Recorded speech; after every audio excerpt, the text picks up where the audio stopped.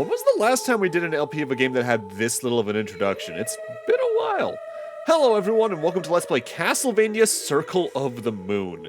This was a game I actively wasn't sure if I was going to tackle for a good while yet, but having recently redone pretty much all of the Castlevanias on the stream side of things, I figured I might as well get this one out of the way so I can move on to the ones I care much more about whenever we come back to these eventually.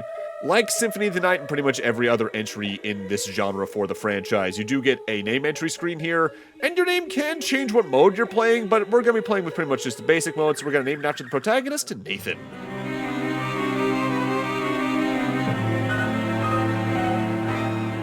It is 1830, at an old Austrian castle.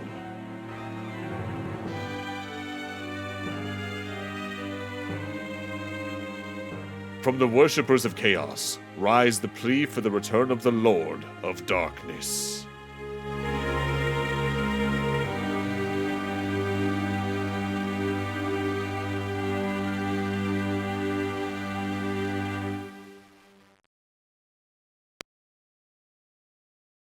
We crave the presence of the embodiment of suffering, the ruler of darkness.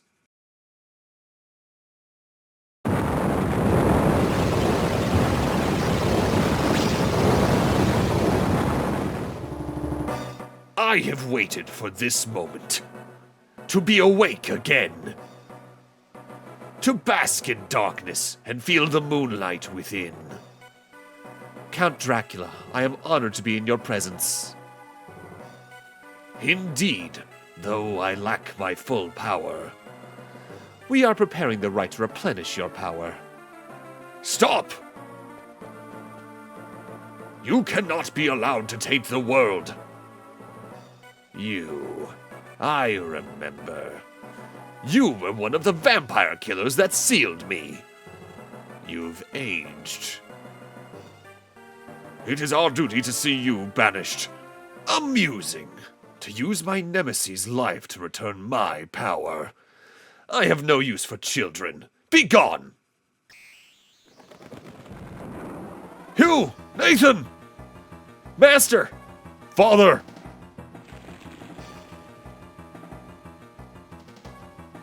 Thank God we have ankles of steel.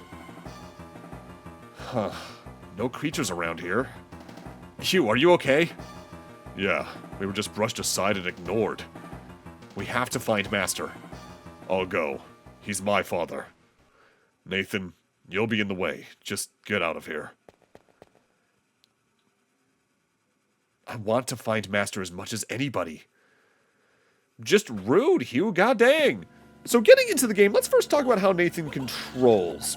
He doesn't have a lot going on to start, though he will get some movement upgrades as we go. Off the bat, he can only jump, walk left and right, and attack with his whip in one of two ways. Either a basic strike forward that has some decent range to it, similar to some Belmonts, and if you hold down the attack button, he does spin his whip in place, which is good for taking care of projectiles, but unlike the flailing of the whip that certain Belmonts and even other characters later in the franchise can do, it's not as good for attacking enemies because you can't exactly control what the trajectory it's trying to hit is. It's always that set circle around you. I use it here and again, but largely I rely on other attack methods as we go. He does have one notable difference, though. This game's gimmick, these cards. The Salamander card, the first one we're getting here. The DSS, Attribute and Action cards will create a specific effect. These can be set at the menu screen, DSS option. The DSS is the dual setup system. This system lets you take two cards at a time, one action card and one attribute card, and combine their effects to give Nathan all sorts of abilities throughout the campaign, but it's called the dual setup system for a reason. You need two cards to actively do this. So even though we have the Salamander card, we can't do much with this at the moment. With that said, the way that you get cards is either the most love it or hate it part of this game. Because the cards are all random drops from specific enemies. I think every single card is dropped by at least 2 enemies. And if you're playing this game via anything that's not the Castlevania Advance Collection, you're not going to have a way to know which enemies drop the cards. Barring the use of online resources, of course. What the Advance Collection does is that it has a setting that's on by default, but you can turn off where, for all 3 GBA games, if an enemy has a drop related to some part of the game's gimmick, their name would show up along the right side of the screen with a slot, showcasing that they can drop that thing. And the slot gets filled in if you collect it. So for instance, with that skeleton or an upcoming enemy here, or even these boneheads, they would show that they can drop a card. This is the Mercury card. This is our first actual action card, so now we can showcase the dual setup system. Upon selecting a combo, press the L button in main gameplay to activate it, and the Mercury Salamander combo changes Nathan's whip into a fire whip that does slightly more damage to anything that's not resistant to fire. Be careful with spamming it though, because as you might notice on the top left, every time I use the fire whip, my MP does drain, but like with Alucard and Symphony of the Night, not only are there enemy drops that can actively restore your MP, that are basically ethers out of Final Fantasy, but also your MP just recovers over time naturally, and it gets fully restored every time you use a save point. Speaking of which, our first save point is coming up here on the left, and if it's not obvious by the setup thus far alongside the map screen I showcased earlier by pressing the select button, Circle of the Moon is another Metroidvania genre entry for this franchise. It's also only the second one to ever be that for Castlevania specifically. I guess technically third if you want to count Simon's Quest, but people go back and forth on whether or not that one actively counts for that. Now, what's kind of interesting about that is, if memory serves, I think one of the first times Metroidvania as a term was thrown around was in regard to Symphony of the Night, in terms of just the fandom aspect of it all. Though I also recall Castleroid being a thing around the time of the DS game, so that thankfully did not stick around. While you explore Dracula's castle, make sure you attack every candle you see, because not only will they drop hearts that are ammo, but they're also how you'll find yourself your sub-weapons. Most of the classic Castlevania ones are here, including the dagger that you just throw forward and is kind of not too great. Like with many other 2D Castlevanias, my preferred sub-weapons are largely either the cross boomerang or the holy water, though in this specific entry I tend to prefer the cross boomerang more often than not for reasons we'll see down the line. Enemies will, of course, drop things as we go. In fact, that's actually a bit of an issue I have with this game, is not only A, drop rates being a bit low, it feels like, compared to some of the other entries, but also how drops are handled, but I'll talk more about that later on. For right now, we're actively getting into this room where our first sort of quote-unquote mini-boss is. This is the Earth Demon. It stays in place, focuses for a second, and then causes an Earth Shock Wave, which you can jump over. You can just walk past this guy, but frankly, you're going to want to try and kill him a bunch, because this guy does also drop a DSS card. The thing is with the DSS cards, they are all random drops of varying drop rates. I think the most common ones are somewhere between like 3 and 5%, but the rarest ones get to be like 0.4% of a drop rate. And due to that, there's going to be several times in this LP where I just kind of do montages of me killing the enemies in question, showcasing the level ups or any drops I get along the way that aren't the card as well. I'll save more on that topic, though, for when we do our first actual DSS card grind in a few moments. For right now, let's just saunter our way slowly over to the right for our first active movement upgrade, and probably one of the ones I like the least about this specific entry. These are the dash boots. Double tap forward to perform a dash move. With this, you can now double tap the D-pad left or right to make Nathan start sprinting, which is a much more comfortable movement speed compared to his walk. With that said, that means you're also double tapping the D-pad every time you land on a new surface at points, and it just gets to be a lot on your fingers long term. I technically don't mind that too much. My big issue with it is that it feels like you need to use the dash boots more often than anything, because Nathan's base movement speed makes you feel like you're moving through this entire castle at the crawling speed of molasses. Quick aside before I continue on that topic, I'm going to quickly actively speed up here and grind a level from these bats. I use speed up pretty regularly throughout this playthrough whenever we're backtracking a big distance and all that jazz. I think if you kill all 5 bats, that's between 16 and 25 experience apiece, so that's a pretty good way to grind out an extra level or 2 potentially. But also I do this for 2 reasons. The drops. Bats can either drop hearts, which recover, I believe, 10 hearts at a time, and wristbands, which are our first accessory. Nathan has 3 armor slots in the game, a body and a left and right arm.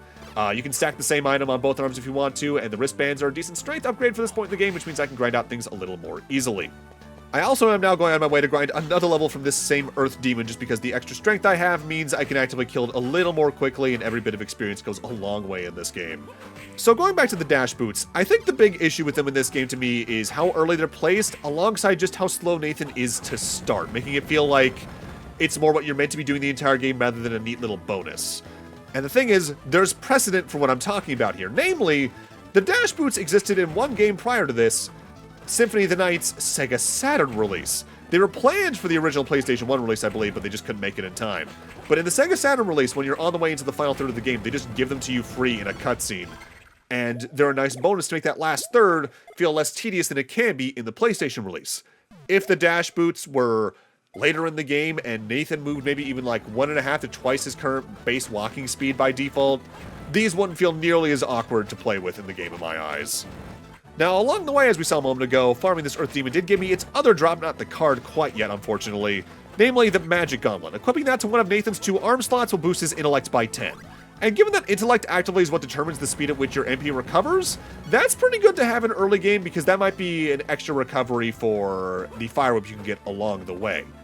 Now, I know some people would probably see the fact that I've farmed up 2 levels in this early game section as a little bit of overkill. And not for nothing, in some games it can be. Heck, I do that with the Merman at the start of Symphony of the Night, at least up to like level 6 or so. But that's more for familiarity's sake. But the thing is, here in Circle of the Moon, it really feels like they want you to be farming enemies more regularly to get some extra experience along the way, because the enemies that you just fight going through even the main game path, if you're only slightly familiar with the game, can be just little enough that it can leave you very under-leveled for certain boss fights by late game. You can take a lot of damage very, very quickly. In a way, it really feels like they planned for you to actively farm the DSS cards from enemies as part of the level curve, and I really, really don't like that for reasons we'll get into as we go when it comes to the drop rates, where enemies you might want to farm are, and all that jazz. Speaking of drops, that enemy just gave us the leather armor, which is a nice defense boost for Nathan at this point in the game. You're not guaranteed to get that, but the chances are such that they kind of want you to get it in here on your first run. Which is what they kind of do with the DSS cards in general here in the early game. The Boneheads and the Skeleton Bombers are kind of just meant to give you the first card so you can get introduced to the system from the start properly, but it might not always happen the way they want it to, depending on your luck. This is the Earth Demon I'm actively going to be farming for their DSS card in a few moments. So make sure you learn the pattern in case you're playing along, but there's other things we want to get done in this room first, and there's a save point I want to hit up nearby before we actually start that farm, just so I don't lose anything we've done since. This is a heart max up. For every single one of those you find across your journey, the amount of hearts Nathan can carry increases by 6.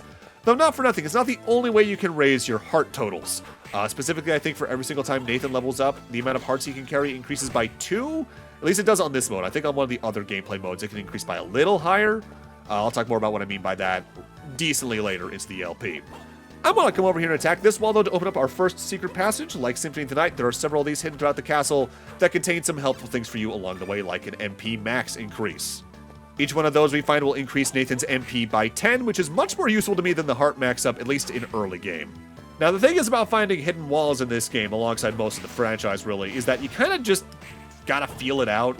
Either you'll notice maybe there's a tile that looks a little suspiciously empty on the world map, or a wall feels a little bit weirdly placed at points. But there is, I believe, a DSS combination that will make a sound if there's a breakable wall nearby, I think. Similarly, in other games, there are some other effect that can maybe point out where one might be. But there's times you just gotta figure it out yourself, and those times don't feel the best. But I think that more is an impact on this game in specific, because there's parts of this game that just feel off, as we'll see as we progress through. Or at least off compared to Symphony and the Metroidvania Castlevanias that came afterwards, for reasons we'll go into as we go. The real nightmare when it comes to the hidden rooms is just not being able to figure out where one might be when you're getting close to maxing out the map. Because if you're only missing 1 or 2, but they're scattered across the castle, you gotta look at that map closely and survey every location they could be at. And that part never feels the most comfortable in pretty much any of these games, honestly. Also, a few moments ago, we got our first HP max up, the third and final of the max up items. Every single one of those you grab increases Nathan's max HP by 10 hit points, which is pretty handy because he can be pretty squishy otherwise. The thing is about the HP and MP up items specifically, though, is that every single time you grab one of them, they restore the stat in question to max. So if you're at like 1 MP and grab an MP max up, you're back up to whatever your current max MP is. And due to that, something I very often do, and you'll even see me doing this very LP, is I'll actively treat max MP up, and especially max HP up items as restock points, where if I know I'm near one of them, I'll play a little more recklessly, taking some dumb hits, using my MP a little more actively, because I know I'm coming up on a restock. With that said, that is a playstyle that can only really happen on a second playthrough beyond, because you need to learn where those things are on a first playthrough. Compared to most other Metroidvania Castlevanias, I really recommend you take your time while exploring this castle, as the amount of excess hits you can take just by running into enemies accidentally or not paying attention to where things can be very costly in comparison. Like I said earlier, Nathan can be very squishy in this game between the amount of HP he has or can get, the amount of damage enemies can deal in some instances, especially if you're not farming regularly for DSS cards and getting some extra levels along the way. And this is also only further worsened by how the equipment system works, but I'll talk more about that in a couple of parts after it has some time to sink in. Due to this, I really recommend, even compared to some of the other Igavanias, if you're near a save point you've been to even remotely recently, use it again just in case, because any amount of progress you've made is worth keeping around. At this point, we have the good old axe sub-weapon, which works like it does in pretty much every other Castlevania. Every time you use it, Nathan throws it at an upward angle and it will come back down in an arc. This is very useful for taking care of airborne enemies in general, but it's especially useful, I find, for taking care of enemies who are on a platform above you at an awkward angle that you might not want to jump up to them at, or enemies that are just slightly below you, though there is another sub-weapon better at exactly that. If I'm just going through the castle, this is one of my favorites to have around, but if I get one of my favorite two, I usually stick with one of those favorite two. Also, as we've seen, not for nothing, Nathan also has a slide command where you press down the jump button. On my first playthrough, I didn't realize I had this for a good while, because I thought it was going to be an upgrade down the line for some reason. Probably because of other Castlevanias where that's exactly the case. You can use it to damage enemies, but if you try to do that, you'll actively just end up in their hitbox and taking a hit yourself, so I really don't recommend it at large unless it's a really weak enemy. At this point, though, I'm going to be farming this specific Earth Demon for the DSS card. While I was hoping to get it from the Earth Demon I farmed that level from, I waited until now to do the main farm because the axe is really helpful for whittling down the Earth Demon's HP due to its airborne nature, and there's sometimes when it moves that you might even get 2 hits out of 1 use of the axe. The way we're going to handle most DSS card farming in this LP is showing the first couple outright, and then showcasing the levels I gain along the way before finally showcasing the enemy that actively drops the card. In this case, farming this DSS card took 79 or so Earth Demons, gaining me about 3 levels, but it was worth it for the Serpent card. When paired with the Mercury card, this changes Nathan's whip into a fast-attacking ice whip that does do less damage, but it shares 2 specific properties with the Ice Beam or Ice Missiles from Metroid. Namely, if it would kill an enemy, it'll first instead freeze them, which, if you then step on them, they can act as platforms. Getting this Serpent card early is worth the relatively low, I think like 2.5% drop rate from the Earth Demons, because the ability to freeze enemies and use them as platforms now means we can actively grab certain pickups way earlier than you'd normally be able to otherwise. With that said, how this game goes moving forward will now also depend on your luck, because you might get the Serpent card, for instance, from the Earth Demons on your first Earth Demon, or you could be like me and it can take upwards of 80.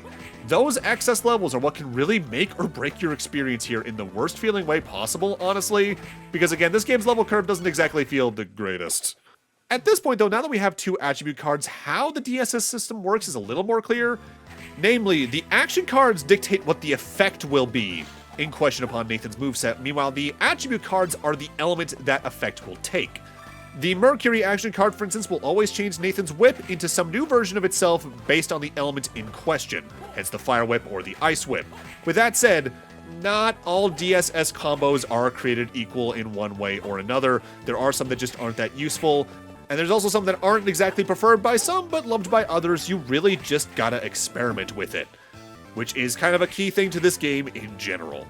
With that said, there is one specific thing about the DSS system that I wish was slightly different, and that's that whenever you select a new combo, its effect is displayed as just question marks until the effect kicks in. That isn't too bad of an idea on paper or even early on in the game, as many early game DSS effects become immediately obvious either upon activation or at least attacking with them activated. But later on, we're going to have several combos that require certain button combinations to be pressed or to get hit by certain elements. And depending on how you play, you might just never see their effects proc and you'll just be standing there confused on what a combo even does because they give no indication otherwise. And I get their main goal is probably to make you experiment around with the system while exploring the castle endlessly and getting lost. But experimenting around with the DSS just isn't that satisfying to me, honestly, because I only really like maybe a third of the combinations a lot. And just as an immediate comparison, to compare to Harmony and Aria, the other 2 GBA Castlevanias. Aria's main gimmick is much more widespreading, but the effects are overall smaller, and there's still ones that are really useful to pretty much every player. Meanwhile, Harmony's system is a lot more smaller scale, but nowhere near as key to your progress. Here in Circle of the Moon, if you don't figure out what a DSS ability is and you don't want to look it up, you're pretty much out of luck, and that just isn't very satisfying to me. But with that, I'm going to need to end this off here. Thank you guys for watching, and in part 2, we're going to wrap up our time here in the Catacombs for now, before moving on further into the castle. See you guys then.